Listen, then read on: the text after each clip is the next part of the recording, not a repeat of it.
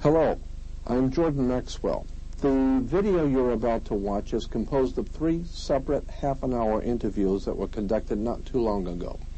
The lady that will be interviewing me is Rita Dyson. The man is Ralph Walker. The response to these 3 half-hour interviews when they first aired was so favorable that we felt that we wanted to put them together into one program, and we hope that you will enjoy them. And of course, we would be very happy to hear from you if you'd like to have some further information. I want to thank you for your time.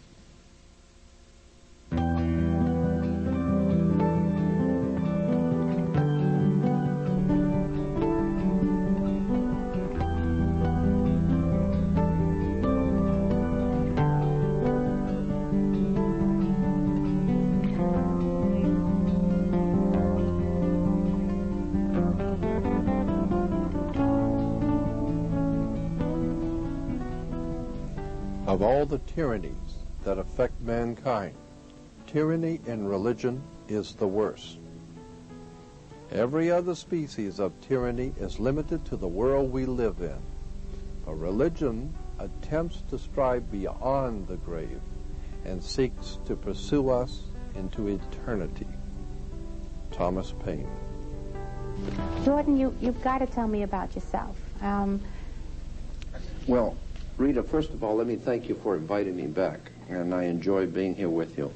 As I told you before and privately, the way I involve myself in this is it comes by me naturally, because when I was growing up as a little kid, my mother had an uncle who worked in the Vatican, Secretary of State's office. And about every 3 or 4 years, he'd come back to the country to visit the family. And as a little kid, I would sit and listen to this brilliant gentleman talking about international intrigue, politics at the highest levels. And he was quite knowledgeable working in the Vatican Secretary of State's office. And the things he would talk about, the secret societies, the money that was made throughout the world internationally, the politics, and generally the entire world scheme of things, how politics and religion work together behind the scenes. So I grew up hearing this kind of conversation, and my grandfather was a senator, and my great-grandfather was a congressman. I have 2 living uncles today who are federal judges. So I grew up around hearing this type of conversation in the family about intrigue and politics and the behind-the-scenes stuff going on in world religion. At the ripe old age of 17, I decided that I wanted to find out if there was a bottom to this issue. And I began my research and study into theology and all of the arcane or occult theologies of the world. I was fascinated by some of the most powerful movements in the world. And I have come to the conclusion that there has never been on this earth a political movement that wasn't a little religious. And there's never been a religious movement in the history of the world that wasn't a little political. But the problem you run into with theology, and when you get into religion and theology, is that there are 2 kinds of facts that we have in theology. The kind you look up and the kind you make up. And so much of what we have been told and left to believe is true in theology and religion, especially in the Western world, is nothing more, in my opinion, than political propaganda. And I think this can be proven. But over and above the political aspect of Western religion, I am also fascinated, as this book brings out, it's just a general anthology on religion, just generally things which most people don't know about theology and religion that the church would rather you not know. For instance, I get into in particular the connection between astrotheology, which is the world's oldest religion. You can go back to 5,000 to 7,000 years before Christ, and the worship of the heavens what dominated the ancient world. As I said, I don't believe that there are too many people today in the Western civilization who have really looked at where religion came from, where our ideas and concepts have come from. Now, we don't mind, we are all aware of how other people can be wrong in what they believe. Because other people, we have a theology, and other people have a mythology. Other people are wrong because they don't share your concepts and your belief, and that's because they don't understand. They're wrong, but they don't understand. I am saying that we can all be wrong.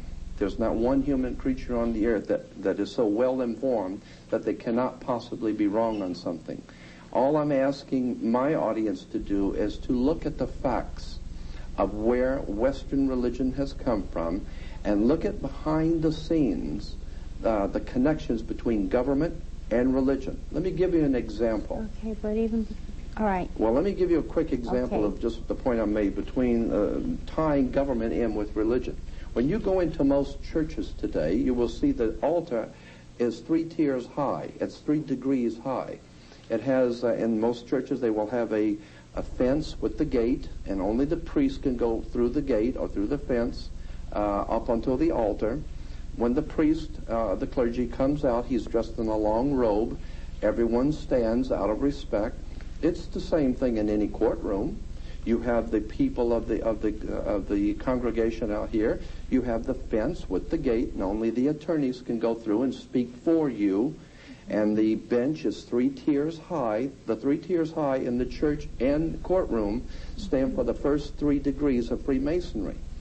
When the judge comes out, he's dressed in a long black robe, just as the priest is dressed in a long black robe, just as you will be dressed in a long robe when you graduate from university or college. The connections are continual. The judge can sit and look down on you, for he represents the law, spelled L-A-W. You need to look at where the word law comes from. And then, of course, the priest can look down on the audience and the people in the church. He represents God, which is the law. So you're saying that people should start looking at things with a different eye. Yes. Than what they, in other words, people just take it for granted. This has always been, and this is the way it is. Absolutely. But there is an origin for every one of these things. Gerald Massey, one of the greatest Egyptologists that ever lived, wrote that they will find it difficult, those who have accepted the authority as truth rather than the truth as authority. And so I'm saying that that's what's happened to us as a civilization in the West. I'm not interested that much in the East tonight. I'm more interested in our Western way of life and the religion, the philosophies that guide our lives, the mere fact that in this country, in America, when you run afoul of the law, they say you have broke the law, just as Moses broke the law. And of course the sheriff has a 6-pointed badge as the Star of David, or the 6-pointed hexagram. All of our judicial proceedings in court are based on the old common law of England, or Britannia. And incidentally, Britain is Britain, or British. And Brit in Hebrew is a contract or a covenant. And the word ish means man or men. Therefore, the word British is the covenant men, or men of the covenant. Okay. It's a fascinating story when we understand that our government is based on religion, and we didn't even know it. And I'm saying, wake up, do your homework. Okay. You have such a vast amount of information that I have to try and hold you back a minute, because I want to get into more things. Okay. I want to say some things here. Okay. For one thing, first, let me say this. How would you classify yourself? I mean, are you religious, or are you spiritual?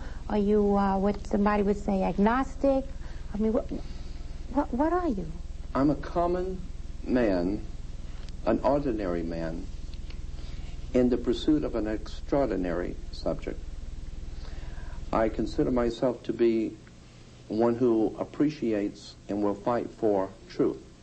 You are a truth seeker. I think that's probably the best way to term it. I am an extremely spiritual person in that I hold very, very high spiritual morals, ethics. I believe in a very powerful spiritual force that dominates and overshadows the world. Christians call it God. Others may call it something else, but I have a very high respect for spirituality. I have no time for religion as such. Anything that is organized by man, quite certainly, is not touching God. I think that we have a direct connection with our Creator, with that great spiritual God force in the universe. We don't need another man to intervene for us. Okay, so then would you say that, let's say somebody might say, well, how dare you question the Bible? I mean, how dare you write a book like this? You must be a demon or something. Mm-hmm. How would you answer that? I would say the same thing has been said of Solomon Rushdie. How dare you question the Quran? How dare you question the Karl Marx in the Communist Manifesto, or Mao and the Little Red Book of Mao? How dare you question authority? I'm saying that the man that we read about in the New Testament, the one called Jesus, if he taught us nothing, it was to question authority. Because anytime you give away your spirituality and your authority, and you do it yourself, you know, no one comes and puts your hand behind your back and forces you to give up your spirituality and your individual freedom and your right to be a human being and decide for yourself. You do that yourself. And when you do that and you give up your sovereignty to the government, to the church, to a religion, to a book, to a concept, to anything, you are enslaving yourself. All I'm asking the public to do is do a little research. See if what I'm saying is wrong and judge for yourself. Mm-hmm. I'm not advocating. I'm not running for a political position. I'm not trying to start my own church. What I would like to see done as a spiritual revolution in this country where people say, just say no. Just say no to organized religion. Just say no to organized government. Just say no to tyranny. I don't care where it is and what color it is. Bigotry, ignorance, ill-informed, stupidity. Just say no. From here on out, the point I'm making is that you need to do your homework. You need to study and find out where things came from. What happens? What happens when they do find out? What happens to those who their whole life has been the Bible? There's so many people who have, the Bible is what keeps them going every day. What will they have to replace it? Ask the Russians in Russia today. Ask the Russians in Russia today, what is it like when you find out that you've been hoodwinked, that your government was not the most powerful, the most wonderful government on earth, and now it has totally collapsed? Now what are you going to do? You trusted, you brought up your children, you wasted your entire life, and you went along to get along. And now what happens? Your whole world is collapsing around you. And why? Because you didn't do your homework and you didn't stand up for what was right when you could have. You went along to get along. Because it was comfortable at the time, and now it's very uncomfortable. And I'm saying that that's what we all have to do, is look at the uncomfortable facts, that nothing is permanently on this earth. That nothing is permanently on this earth. No. Let's see. They have here Bible models, Bible morality. They have here, who was Jehovah? And this is Thomas Jefferson who wrote this. Who was Jehovah? A being of terrific character, cruel, vindictive, capricious, and unjust. Then also, who was Abraham? An insane, barbarian patriarch who married his sister, denied his wife. Who was Jacob? Another patriarch who won God's love by deceiving his father, cheating his uncle, robbing his brother. This is Bible morality. Now understand, I didn't write that. Other authors are in the book. Okay. But the point I wish to make, one does not need to even read the book. Okay. One can all just read the Bible and read and put flesh on the things which happen in the Bible. This is in the Bible. Of course it is. This is in the Bible. Are you aware that there were 15? Now let me ask you something. Are you aware that there were 15 other major religions? This is history now. Okay. Not conjecture, history. There were 15 major theological religious movements in the world before Christianity that taught exactly the same identical story of a Messiah who came to the earth, who was born in a manger, who died on a cross, who had 12 apostles, who died with a crown of thorns. Are you aware that there were 15 major religions that had the same identical teachings of Christianity? Most people aren't. And I'm very suspect of a 16th religion which is copied off of 15 previous religions, and I am told that this one is the truth. I become very suspect. That's the way I am as a teacher and as a researcher and a writer. I become rather suspect, and I tell you something else I'm very suspect, and that is the connection between government and politics today in America. I think both should be investigated. And that's what this book attempts to do. Look behind the scenes of both our authorities in the world, religion, politics, and money. So when that happens, people will actually have almost a renaissance of themselves. Let us hope so. And a whole new type of person can come about. I think you will agree that that's what we need. Our country is in trouble. Our families are in trouble. Our whole human race is in trouble. And basically we can boil it down to three problems we all share on this earth in common: religion, politics, and money. And I'm telling you, the three are not separate, they are all one. Because in the ancient world, the king always represented not only temporal power, but also heavenly power. He was the connection between the people and God. That is why today we have you cannot get married in this country today in America. We are told that there is a division between church and state. No such division exists. If you want to start a church, you must get a 501c3 permit from the government. You must get permits. You must pay the fees. You must do all of these legal things, the red tape of government, before you can set up a church. Now, once you've set up the church with all the government's permission and permits, you cannot get married in this country unless you have a marriage license first. Then you can go to the minister and be married. And if your marriage doesn't work out, you don't go to God. You go to a judge in the courtroom. I'm telling you, there's something going on here between religion and politics, and it's money. It's power. And until such time as we're willing to look at what's been going on in this country for over 200 years and be open-minded, because your brain, your mind is like a parachute. It don't work if it's not open. I'm telling you, we can be exploited if we're not willing to open our minds, open our hearts, and say, let's look at the facts.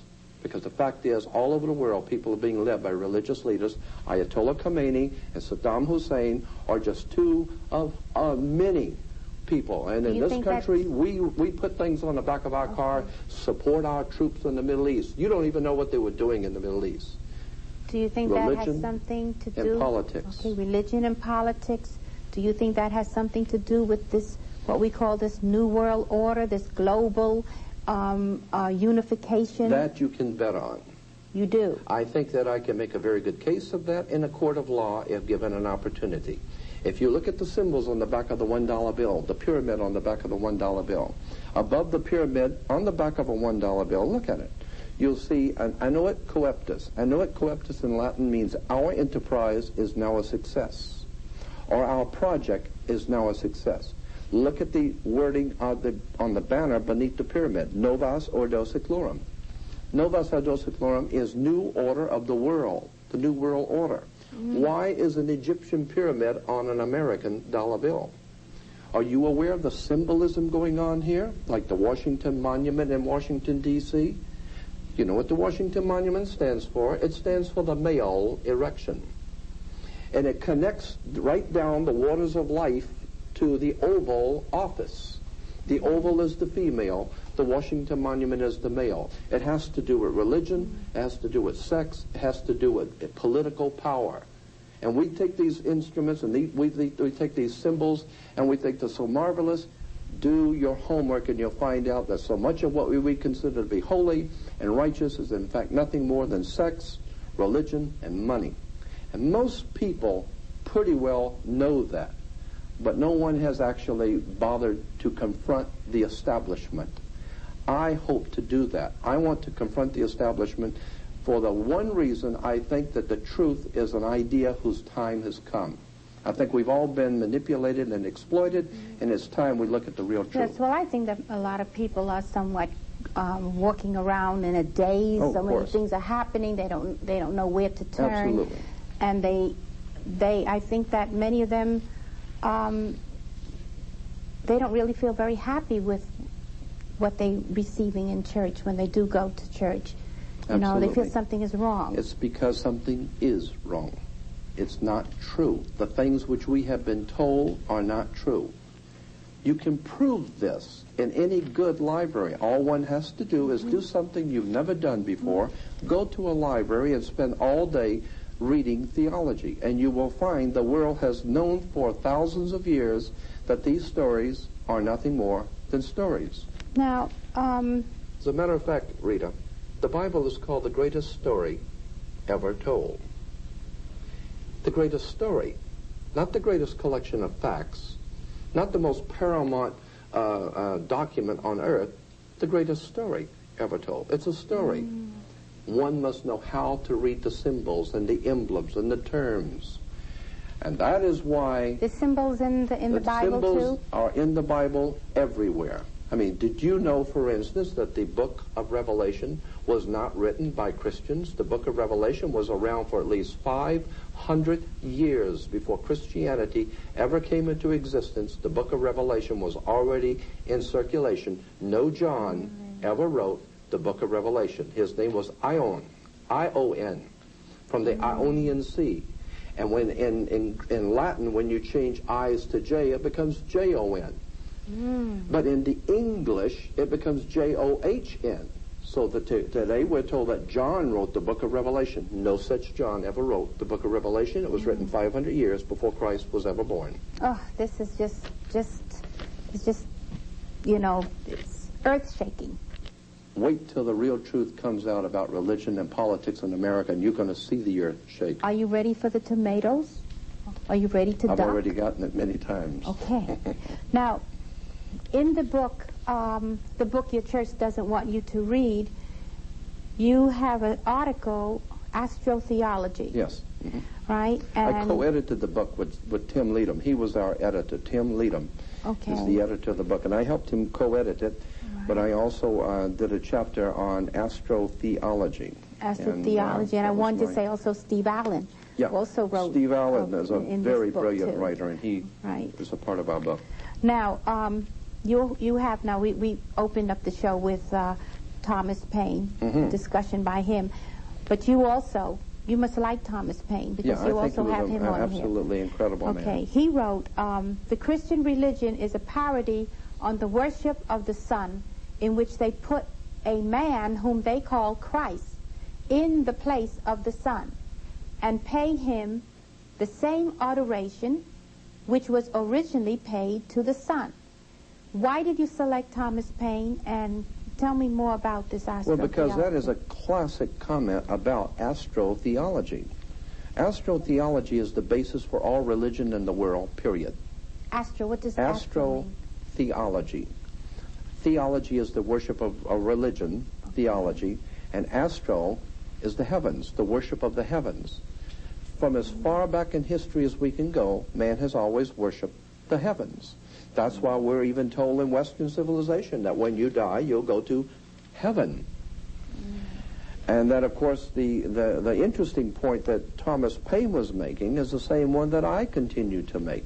That the whole concept of the sun, S-O-N, God's Son, goes directly back to the old concept of God's Son, S-U-N, being the risen Savior, because the Son is the risen Savior. It does rise. And, of course, God's Son, S-U-N, the Egyptians said had an evil brother. He was the Prince of Darkness. And he came out at night to rule the world. When God's Son died and went away, the world was in the hands of the Prince of Darkness. And his name was Set. And he came out at sunset. Okay? Today, even the Egyptians said that newborn son that came up every morning, his name was Horus. And they would come out in the temples of Karnak and the temple at Thebes and Heliopolis, Egypt, And when the sun would come up in the morning, as they still do in the Islamic faith, they would meet in the morning to greet the coming of the new sun. We do it in Easter. We have Easter sunrise services. Yes. Horizon. Horus Horizon. That's where we get the word horizon. I'm saying that there are 15 major religions in the world before Christianity that have taught the same thing. It is a very ancient, old story. That's why the Bible's called the greatest story ever told. So now, and I'm not saying there's not good spirituality in the Bible. I am saying that it has been twisted and used by political powers for a political agenda to keep us ignorant, ill-informed, and unread, depending on the Lord to come back to help us, when in fact there is no Lord coming back to help us. Education, knowledge, and your own personal spirituality and investigation of what the story is really about. Do your homework. That's the only salvation we have left. Well, there's a few questions I wanted to ask you, but okay. What about there's no Adam and Eve? No, or the word Christ? Adam comes from the word Adam. No, that's why the Hebrews do not take part in Christianity. The Jews do not accept Jesus as the Messiah. And many Christians jumping to conclusions say, well, the Jews don't accept Jesus. That's because they hated the Messiah. No, no such thing is true. The reason why Jews do not accept Christianity is really rather simple. They know the story. And they know it's just a story. It's the Gentiles that don't know this. What we need to do is wake up and find out that this is a story. What is the story telling us? Now, in our last discussion, you were saying that the government, which says about separation of church and state, but that is not true. I don't believe that. The government is very much involved with religion. Yes, yes. Actually, if you'll go back to the very beginnings of mankind, there's always been this coexistence between government and religion, between church and state. And of course, in all the ancient empires, the king also was the mediator between God and man. So he wasn't just the king of the state, he was also the mediator between his people and God. Up until the time of the French Revolution, that was always the case even in Europe with the papacy. Today, of course, we in America like to believe that we have a division between church and state. But it is my proposition and my idea that no such division exists, that the church as we know it today in Western civilization is in fact nothing more than a tool and a counterpart to government. It is like two hands, government and religion, both helping the one mind to do its work. And so that's what I am intending to do, is to enlighten people as to where government ideas, concepts, and belief systems have come from, and theology and religion, and where those ideas have come from, and show the connections behind the scenes of how we, because we're unread in the field, are being manipulated and exploited by government and religion. And I think it's an idea whose time has come.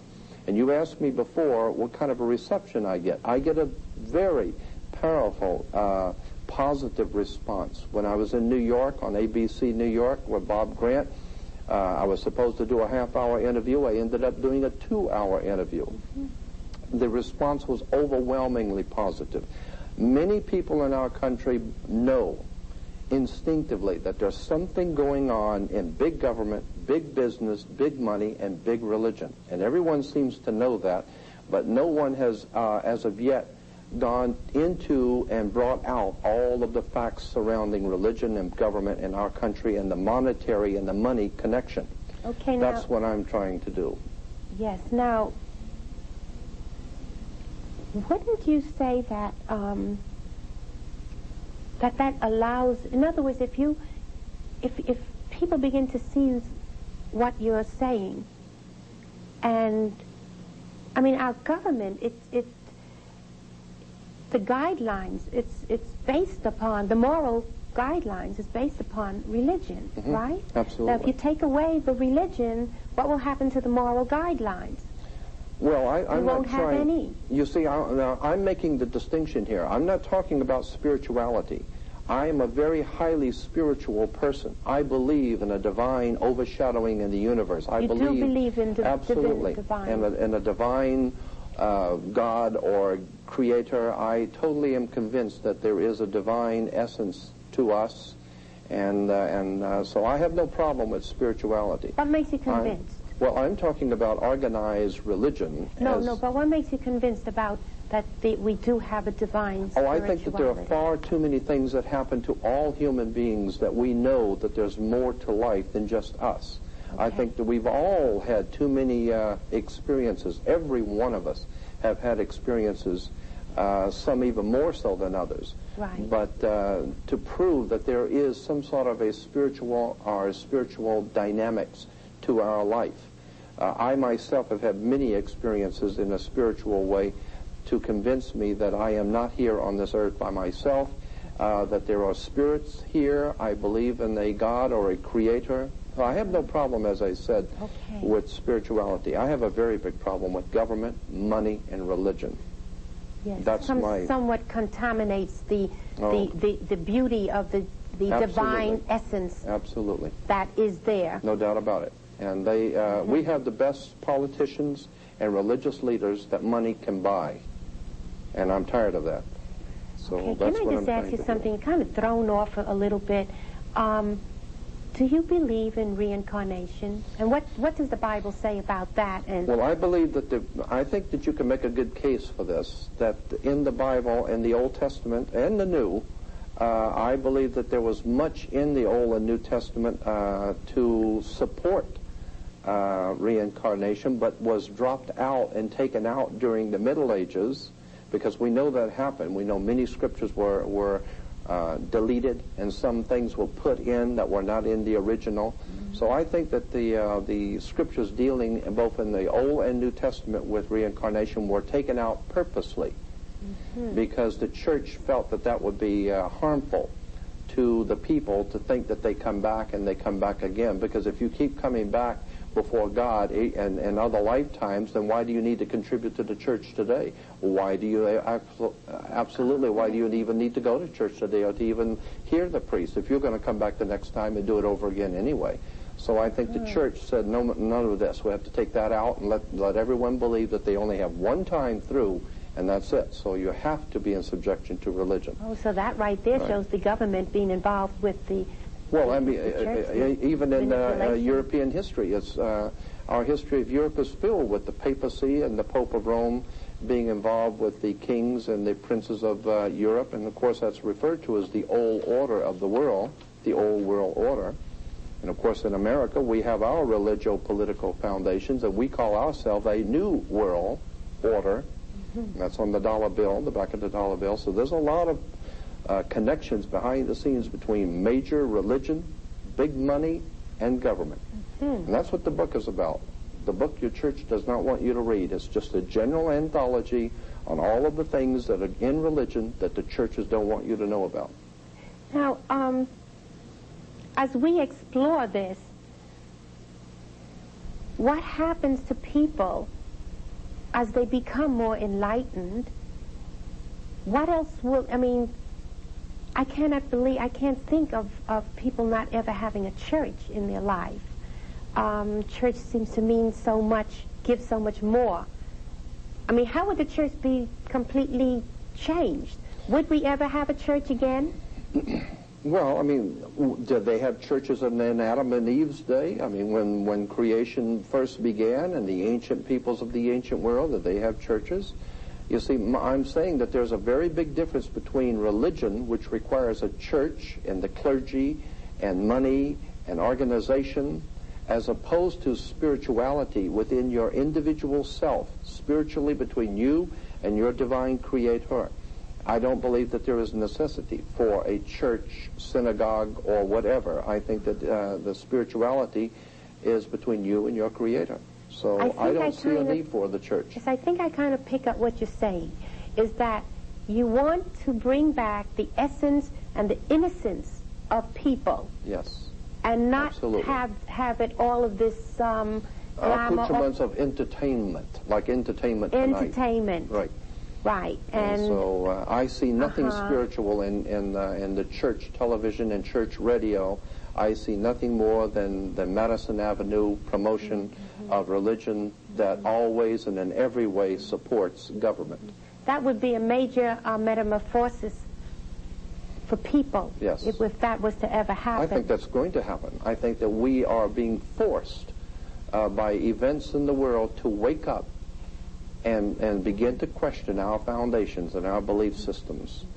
We expect the Arabs to do so. We expect the Hindus to examine their foundations and see that they need to examine what they believe. And it's very good for everyone else in the world to examine what they believe. So why isn't it good for us to do the same? So now that Freemasonry, is that where symbolism started coming about? Well, yes. Let me explain why I got into symbolism. As you said in the beginning of the program, my mother had an uncle who worked in the Vatican Secretary of State's office. And every few years he would come back to this country and he would sit and talk for days about all the intrigue going on behind the scenes of religion and politics. And it was a very interesting conversation because, and I was just a small child growing up, but I would hear him. And I would hear this kind of conversation where he would deal with symbols and emblems and secret societies and fraternal orders and the wars and revolutions. Do you have that to show us? Any symbols? Well, we don't have that with us tonight, but we do have a few slides that we'll get into in a few minutes dealing with the foundations of Western religion. But in relation to the symbols, all of these emblems and symbols mean something to us, you know, and so many people are unaware. I mean, the Bible has Jesus saying, many will look with their eyes but not see. And that is certainly true. People look at symbols all day long and have no idea in the world what they mean. And symbols are very important. And if you don't think so, watch someone wearing a swastika go into a synagogue and watch the reaction that the Jews will have when they see the swastika. Because symbols mean something. They have very powerful I've supports. often wondered about the swastika. Isn't it like a cross? Well, it's the Hindu originally. The swastika from Germany was a Hindu symbol. And of course, then it generated down into, finally, the Nazis picked it up, like many other nations, and other people picked it up, too. The American Indians had, and the Buddhists have the swastika. Are we going to go to the slides? I think yes, if you'd like, we can go to the slides. I was just I'm just going to make mention about the foundations of Western religion. Or maybe we can do that on part, the next show. We can. Well, let's go on with this since we've already introduced the idea of Western religion. Of course, we know that the Western religion is based on a far older Bible, the Bible of the Old Testament. Even further back, if you'll go back into the most ancient history of the world, in the Middle East especially, you will see, as we will show you now, the volcano was one of the many things that were worshipped in the ancient world. The volcano was very important because it represented life and creation, and it had a sexual connotation. Wow. That's why today in most men's rooms in hotels or restaurants there will always be a triangle on the door. Triangle being the pyramid. Pyramid comes from the word pyra, meaning fire, and mid, meaning middle. Right. The fire of sexual generation is in the middle of the human body. That's why the volcano always represented sex, the coming of life and the fire of life that brings new life to the world. So the volcano was a very important symbol to the ancient people. We'll go to the next slide and we will see how, now here is the encyclopedia discussion of, and let's go to, we'll see it says the volcano, like any other impressive or fearful aspect of nature, volcano have become the objects of worship for human beings from the earliest Stone Age. Yet the original Yahweh, which is one of the gods of the Old Testament, the original Yahweh seems to have begun as a volcano god also. Mount Sinai, where Moses encountered him, as was the seat of the Midianite god, and in the Midianites' earliest homeland, he was identified with the local moon god Sin, which is where we get the name for the mountain in the Middle East, Sinai or Sinai, comes from the old moon god Sin, after whom the mountain was named. The appearance of Yahweh, as I said, Yahweh is one of the ancient gods of the Old Testament. And the reference work says, the appearance of Yahweh as a pillar of cloud by day and a pillar of fire by night. So that's the way the Old Testament God Yahweh appeared, and that was found in Exodus 13:21 and 22. Now the word volcano, and this is important now, the word volcano, and let's go back to it, here it is. The word volcano comes from the Latin volcano god Vulcan, or Vulcanus, derived from the old Cretan deity Vulcanus. I want to repeat that. This is the most important. That the word, let's go back to the slide because I want to show that the word volcano comes from the Latin volcano god Vulcan. Okay, let's take the next slide. Now we're talking about the old volcano god. Let's go to the next one.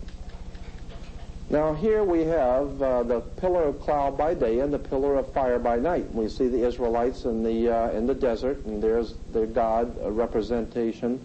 And we'll go to the next slide now and see that in the middle, here's a reference work on Job 38. Now on the reference work of Job 38, it says, thunder is called in Hebrew kolath, or voices, for it is considered the voice of God. So here we have thunder, which is called in Hebrew kolath, or voices, for it is considered the voice of God. Let's go to the next one. Okay, there it is again. We're just saying the thunder is voices, it's considered the voice of God. Next one. Now, here in Job 38, we will go to the top one first. In Job 38:1, in the footnote, it talks about the storm. It says, the storm, the clouds, are God's tent. Unless he is gathered as the thunder, the voice of Yahweh. Now, if you can zoom in on that a little bit, we can see that clearer, right there. So we see that God's tent are gathered as the thunder, which is the voice of Yahweh, roars. They descend, and God shoots his arrows of his lightning. So we're talking about Yahweh, the God of the Old Testament, with his thunder and his arrows of lightning. And then beneath it we'll see on the bottom, in Hebrew it says, God thunders wonderfully. We can see the bottom line, can we? God thunders wonderfully. Can we see the bottom line? Yes. God thunders wonderfully with his voice. Okay, let's go on. So now we see that thunder and lightning is connected to the old volcano god, the god of the volcano. The next slide. Here we have, and we can zoom in on a little bit on the bottom, we can see that at Mount Sinai, Jehovah performed signs. The mountain trembled and smoked all over. Millions now heard, and proof that what Moses had been made known in God's name was actually the Word of God. Now, if we'll back off, you can see that the Israelites are at Mount Sinai, and if you'll back off, you'll see that that is Mount Sinai is pictured here in the biblical text as a volcano. The next slide. Now here we have Jehovah. Let's go in and get that a little bit closer. So we can see that Jehovah led the sons of Israel to the mountain named Sinai, and there he gave them his law. Now look at the mountain, and you will see the mountain at Sinai, where the Israelites encounter Yahweh, Jehovah, is actually the volcano. Now let's go again to the next one. Okay. Now there we have the in the reference work of the Hebrew holidays, we have Rosh Hashanah and Yom Kippur, and the next slide. The next one we will see is another set of holidays with the Passover. And now on the bottom, we will see that, let's bring it in and a little bit closer on the bottom, and we'll see one of the holidays is the Feast of the Giving of the Law. So here's when Moses was given the law from Mount Sinai. Now let's go to the next slide, and I think we'll have a better picture of that. Okay, we'll back off a little bit. There it is. Now we're seeing that this is the Feast of the Giving of the Law, which coincides with the Feast of the First Fruits. Let's go to the next picture, which will bring that picture up a little closer, I think. And there we see the volcano again at Mount Sinai. So we're seeing that Yahweh, one of the different gods, one of the many gods of the Old Testament, is pictured here as the volcano god. All right, now we go to part 2, which is the closing part of this section of. Let's go to the next slide. We will see here now the. Let's see. Okay, now you'll see here on the Torah and you'll see the benediction symbol. Now let's go on. Let's go to the next one. This is the rabbinical benediction symbol. That's the blessing symbol that the rabbis bless the congregation. Next one. Okay, now we see the high priest of Israel blessing, and you'll see the hands raised in the priestly blessing for Yahweh, the volcano god, or Vulcan. Okay, we'll go to the next picture there again in the synagogue in Los Angeles. Let's go to the next picture. I think we got a better one, and you will see. There we go. We have the prophet giving the benediction symbol. One more now. Let's go to the next one. All right, there is the, move in on that if we can a little bit, and you'll see the hands a bit. The Pentateuch scroll crown with hands raised in the priestly blessing. So we see this is a priestly blessing in the Hebrew. All right, and that, we'll go on one more. Let's go to the next one. Here is the rabbi giving the priestly blessing for Yahweh at the synagogue. And one more, which is the last picture, will be explaining why Mr. Spock gives the priestly blessing. The next picture, the priestly blessing, and that's why Mr. Spock is called a Vulcan.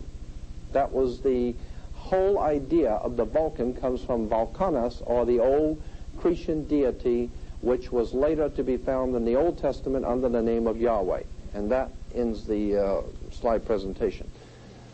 So the point I'm making is that when we find the foundations for our religious movements in America and in Europe, and then we find that from those foundations of the religious movements, we have our political movements. And so therefore, what we need to do is understand that our religions and our politics are both one and the same. And if we're under the law and have to be a nation under law, the law is, of course, the law from the old Cretan volcano god Vulcanus, the Vulcan. So I'm saying, as I said, there are two kinds of facts in theology. There's the kind you look up and the kind you make up. And all I'm saying is that there's been a lot of theology that has been given to us, but people need to do their homework, because so much that we've been given, which is holy, comes to find out when you do your homework is not that holy. Can I ask you one more thing? Yes. Okay, we know all of the symbols and so forth. What about this thing that and I'm going to ask you something that a viewer may ask. Mm-hmm. What about the Noah and the curse of Canaan? Yes. Well, it was actually the curse of Canaan supposedly explains where the black man comes from, because he was cursed by God. That is a horrible misuse of Scripture. And I think it's too much of a subject to get into now. Suffice it to say that it was purposely used by people who knew better when they were using it, that it was not a curse on the black man that has to do with Canaan and the Canaanites, and the curse of the Canaanites. Canaanites were not black people. Black people were Africans, not Canaanites. So, we can dispense with that. It was misused Scripture. Is that something that we could have another topic on? Yeah, that would be a very subject? interesting one. When you get into Canaan and Babylon, and how today the Babylonian Empire still rules in our world today. Our symbols and our emblems come directly from Canaan and Babylon. So if there's a curse on Canaan, we're enjoying it right now. Okay, so that's something we can come back and talk about. I'd like to do that, yes. On that. Okay, all right, so now you don't feel that this is going to, when you take this away from people? No, I think it is a privilege to educate and help people to understand where things come from. What's going on. Yeah. Okay. I am absolutely enthralled, and I feel it's such a treat that you have come to be with us and to share this information with us. The secret societies is a very profound subject, and it's it's one that most people just have never even looked at very closely. For something that is so powerful and so important in our day, the societies which control our country from behind the scenes, it's really important for us to understand how they got here and the symbols which are used. Symbols, occult symbols, are like letters of the alphabet. Put them together and they tell a story. But if you can't read the symbols, you don't understand the story. Okay. And so a classic example I'd like to bring to your audience's attention is like on the dollar bill.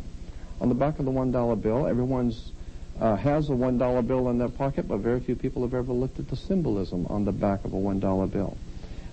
There's much talk going on today in Washington about a new world order. If we look at the back of the dollar bill, the $1 bill, on the left-hand side you'll see the magic circle, and within that magic circle is the pyramid with the all-seeing eye separated from the body of the pyramid. And above the top of the pyramid, just above the eye, you have annuit coeptus, which is Latin for annuit means our enterprise or our project. Coeptus basically means has been crowned with success or is now a success. Therefore, annuit coeptus is our enterprise is now a success. Now, what was that enterprise? That's right. Now, the enterprise itself is beneath the pyramid, novas ordo seclorium. Novas is all Latin. Novas is for new, ordo is order, and seclorium is for the secular. Secular is like your secular job, your secular education, which means worldly, or the secular world. Therefore, novas ordo seclorium is new world order. A term that we hear quite frequently today. Exactly. Now, the interesting thing about this symbol of the new world order, why is it pictured beneath an Egyptian pyramid? Pyramids are in Egypt. Mm-hmm. And so there's a reason why Egypt has played such a very big part in America. America is, to the secret societies of the world, America is referred to as the new Egypt. And therefore our symbols are from Egypt. Like in Washington, D.C., you have the obelisk of the White House. The obelisk is Cleopatra's Needle. Known as Washington Monument. The Washington Monument is nothing more than the Egyptian Cleopatra's Needle. As a matter of fact, if you fly over Washington, D.C. and look down, and you have pictures in libraries of Washington, D.C. from the air, you will see that it is laid out in a tremendous pyramid with the Capitol building in the triangle at the top. There's the long waterway, which is the River Styx, which is out in front of the Cleopatra's Needle. And, of course, at the end is the magic circle, the Masonic circle. So it all has to do with ancient occult secret societies, fraternal orders, and their symbolism. Now, a question that some viewers may be wondering, why the writing, why is it in Latin and not in some African language? Well, why Latin? Because, that's a very good observation, because it is African symbolism, but Latin language, because the, how would you say, the new order was going to be made up of a white society, a white elitist society. And it would be based on the old mysticism and religion and philosophy of Africa, but it would be a new Africa or a new Egypt. So you're saying that new societies go all the way back into the Great Pyramid? Oh, yes, it goes all the way back, right. As a matter of fact, if you remember, the pyramids are made out of bricks. And those who work in the ancient world with bricks were called stone masons. And that's, of course, where we get today, the Masonic societies, or the Masons who work with bricks, so that almost all Freemasons realize that their fraternity of Freemasonry goes all the way back into the ancient world, into the first dynasties of Egypt, and all of their symbolism comes from Egypt. But what's important is to understand that today, in order to understand when the president says the New World Order, and you hear this term quite often now, let me explain to you what's being said when you hear the words New World Order. America is referred to as the New World. Christopher Columbus discovers the New World. Well, the Old World is Europe. And for almost 2,000 years, Europe has controlled the world. Europe has dominated the world. and Rome has dominated Europe. So for almost 2,000 years, Rome, or the Roman Church, the Roman authority of Europe, through their ancient houses, their fraternal houses, have controlled Europe, and Europe has dominated the world. Now, did the Crusades have anything to do with this? Absolutely. That's exactly right. That's why Steven Spielberg and the George Lucas movies with Indiana Jones and The Last Crusade. Okay. Of course, you can't understand The Last Crusade if you don't understand the first one. And it has to do with the Lost Ark, and that's why Raiders of the Lost Ark, the Ark of Covenant. And incidentally, in that Raiders of the Lost Ark, where were they looking for the Lost Ark? In Jerusalem? Yeah. In Palestine? In the Holy City? No, in Egypt. They were looking for the Lost Ark in Egypt because that's exactly where the Ark originally was, in Egypt. It was an African symbol. It was purely an African symbol, the Ark, and later on it was brought into modern use in the Bible. It was referred to as the Ark of the Covenant, but actually it comes from Egypt. It's a much older symbol. Mm-hmm. But anyway, if you think about the power base in Europe being the old world, Europe being the old world, and those powers that are behind the throne of Europe dominating the world, that was an order, like the Masonic order or an order of priesthood, the orders of, the fraternal orders. Now, as I reflect on history, several United States presidents belonged to the Masonic. Quite a few. As a matter of fact, the founders of the United States, the founders of the country, the signers of the Constitution, were all Freemasons except for the few that were Rosicrucians, and there were a few others that were of other fraternal orders. In that respect, it's interesting to do a little research in your history books on an order called the Puri di Sion, the Holy House of Sion, S-I-O-N, not Z-I-O-N, Puri di Sion. It's a very powerful secret society that's even in existence in the south of France today, and that's why, of course, south of France has always been a very mystical place for occult societies. The Cathars, of course, and the Albigensian Crusades. But let me get back to this point about Rome dominating Europe and Europe dominating the world. Rome, the Roman Church today, was the power of Europe, and that was the old world order, the order of the old world. But with the coming of America, we have a new world order. And therefore, it is the power, elite power base, which is America, the new order. Are you saying that power was passed on to America? That's right. The power was passed on to America. Did they seize it and take it? Well, they actually, in fact, seized it and took it, and moved the power base from Europe to America. And therefore, the order that now is directing affairs behind the scenes in America is referred to by people on the inside as the new order, the new world order, because America is, as I said, the new world.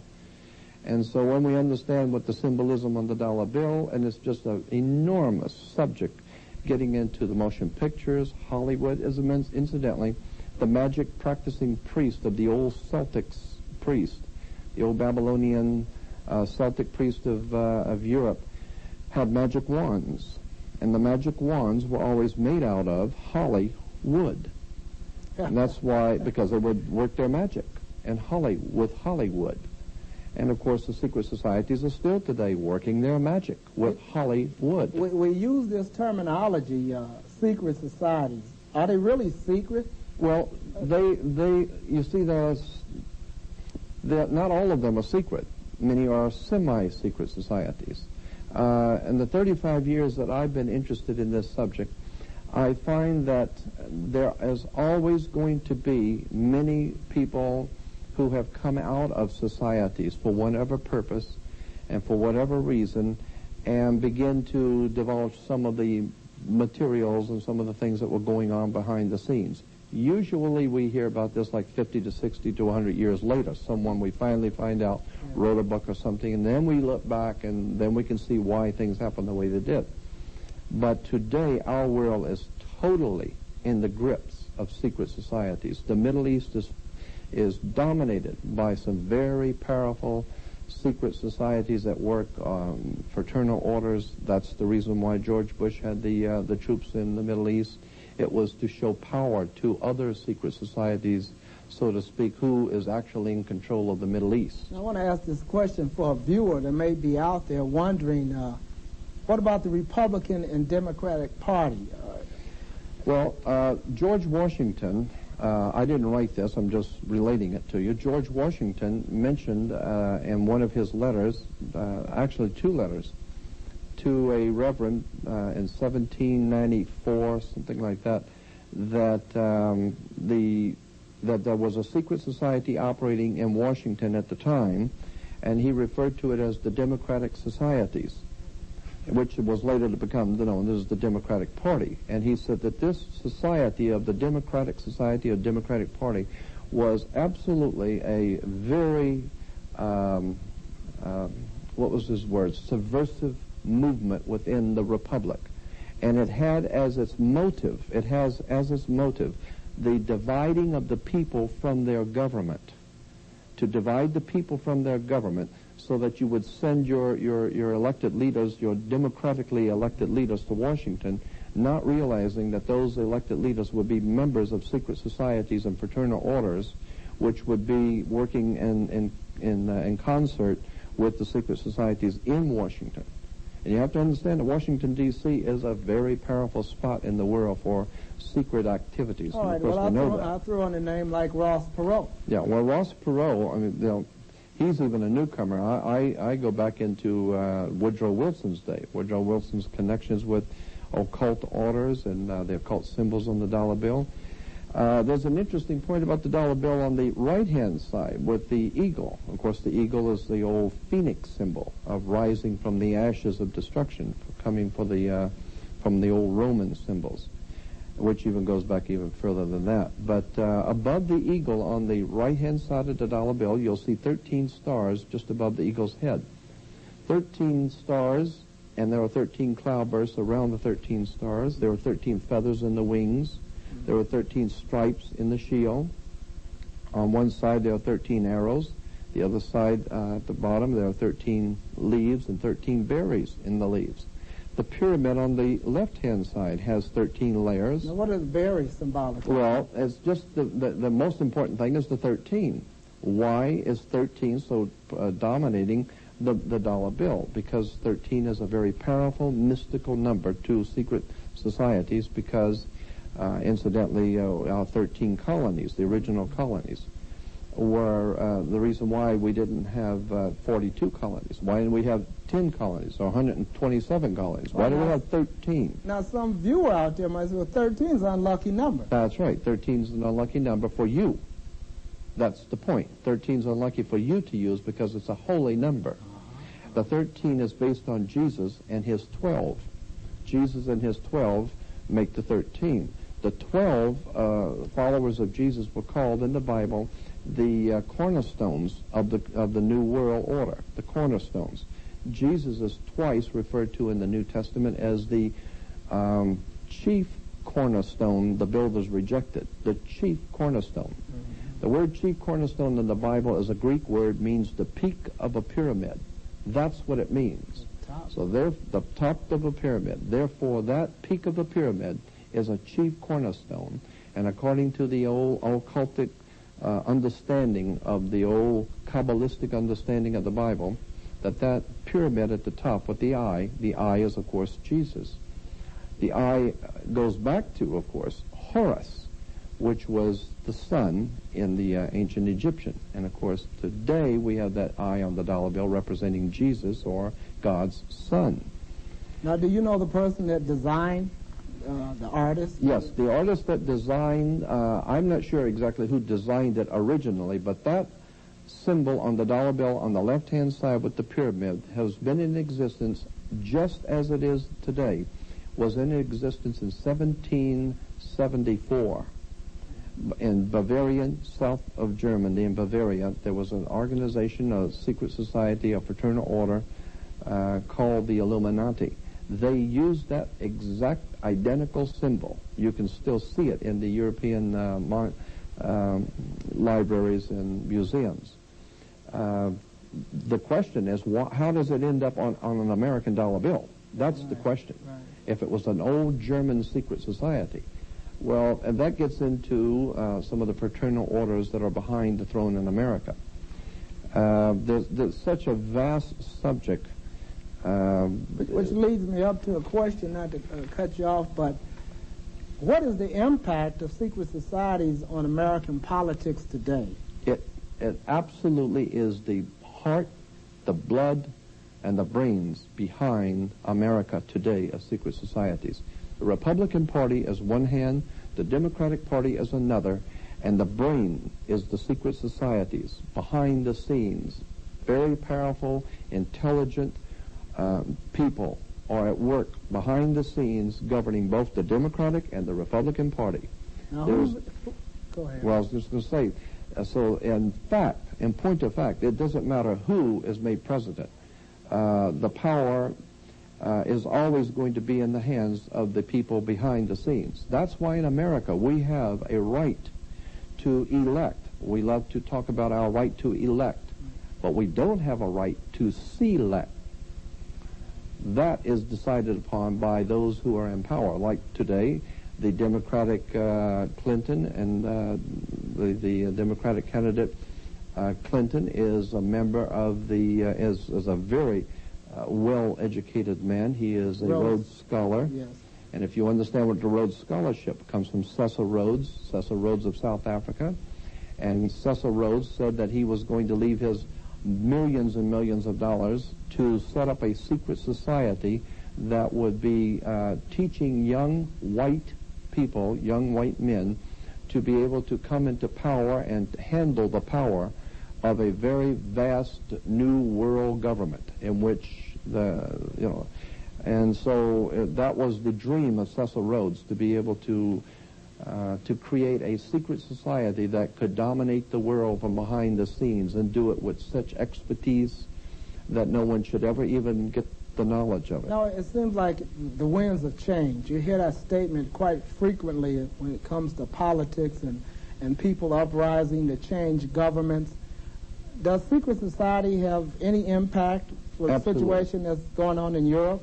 Absolutely. Has secret societies have to do with everything that's going on in the entire world. You have to know that where there is politics, there is money. Where there's money in politics, there's religion. And there are powerful forces at work right now in Yugoslavia. There are books written 20 years ago talking about how the secret societies in the 90s, the early 90s, were going to break up Yugoslavia. And they had already designed how they were going to do it, who they were going to start the war with, and how they were going to start it. 20 years ago, books were written about Yugoslavia. That's just one example. And if you, in that type of research, you can pretty well tell what's coming down the line. You can already tell the who's going to be doing what if you understand the story. As I said, if you can read the symbols. Now, a question for viewers out there. You're not just predicting doom. What can the American people do, or people that want to change? What can they do to expose these societies? Well, let me say this. I am directing my words, my work, what I do. I am directing my comments and my work only to a select people, only to select few. And that is those who really care about their lives, those who really care about the country they live in, those who really care about freedom, liberty. And I believe that the most important thing one can do is to educate your mind first, because that's where real freedom is in the intellect, spiritual and intellectual freedom. And without that kind of freedom, things you don't understand, things you don't know, not being able to read symbols, that's where they have you. Because you don't understand the game that's being played. We're in a world surrounded with symbols and images. Right. And so one needs to take the time to explore the history of these and see what they really mean. Exactly. Now, a question, you're a very noted lecturer. You will be doing some events sometime? Yes, as a matter of fact, I'm going to be doing some radio programs. I already have. I was in ABC New York. I did a 2-hour show there, and it was very exciting. We just did a program for CBS. I was on CBS special on ancient mysteries of the Bible. I'm doing a program for NBC, probably, hopefully, that's in the works. Right. And also I've just done some radio programs here in Los Angeles. And you're also going to do a book tour, a lecture tour right. to the various independent bookstores throughout Southern California. Right, exactly. That's sometime this month. As a matter of fact, yes. And the Black and Latino Multicultural Bookstore, I'm going to be giving a lecture there also. And that's for the general public? Yes, for the general public, and there's just an enormous amount of material. A lot of people might think that this is the kind of a subject that you'd have to be in government or behind the scenes. You'd be surprised how much material is actually out there if you just know where it is. Well, this is the information age, it's dubbed that. That's right. We're living in the information capital of the world. Right. I should say most of the information that you probably acquired, you got right here in the United States. Oh, sure, absolutely. It's interesting, too, that your listeners might be interested to know why our country is ruled from the District of Columbia and why we have Columbia Broadcasting System and Columbia University and the Space Shuttle is Columbia. And, of course, the Columbia Broadcasting, CBS, Columbia Broadcasting Television, has the symbol of the all-seeing eye, the eye on the dollar bill. The United States is ruled from the White House, not Black House or Brown House, but from the White House. And England is, of course, ruled from the White Hall, which is like the Masonic Hall, the Lodge Hall, or England's government comes from White Hall. America is from the White House. So there are symbols and emblems, and they mean something. And I might also interject this. This I consider to be very important. When the new King of England is crowned, Prince Charles is made king, listen to the words that the Archbishop of Canterbury will say to the new king in his initiation ceremony. He says that the King of England is taking this position of king for Jesus Christ and ruling for Jesus Christ, ruling for Jehovah on God's throne. And that is why God's kingdom is represented by the United Kingdom. The United Kingdom is God's kingdom. And, of course, Rome has a terrible dispute with that. Rome had a dispute with England being the center for God's kingdom, or the United Kingdom. The Pope felt that he was the vicar of Christ. And that was the basis for 2 world wars that we got involved in, as to who and what secret society was going to be dominating the world. The old world of Rome, or the new world of Anglo-American. As you have seen, world politics is actually based on religion. And a very good place to begin your research would be The History of the Christian Religion to the Year 200, 556-page hardback in limited supply. And a most exciting book called Symbols, Sex, and the Stars. This is one of my most favorite books.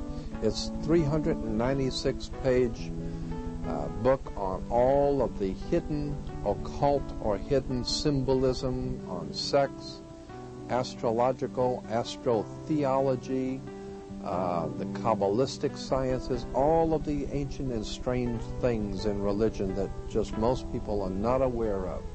This is a 396-page blockbuster book. It's been reprinted by the Book Tree, and I highly recommend it. And also, I am producing a new video based on this book. This book is so sensational, I'm basing my new video on this book, Symbols, Sex, and the Stars. You don't want to miss this one.